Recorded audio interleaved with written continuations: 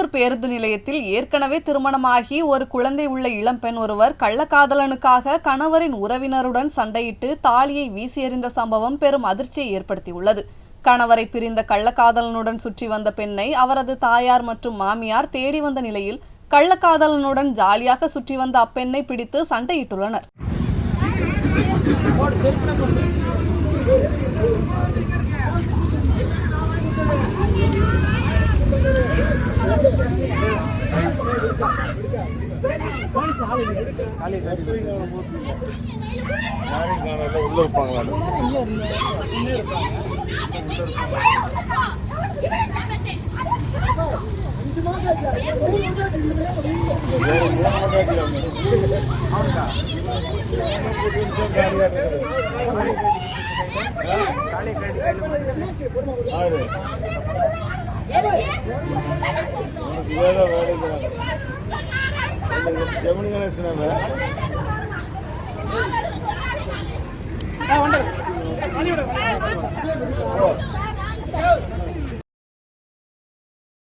செய்திகளை உள்ளது உள்ளபடி தெரிந்து கொள்ள ரெஃப்ளெக்ட் நியூஸை சப்ஸ்கிரைப் பண்ணுங்க.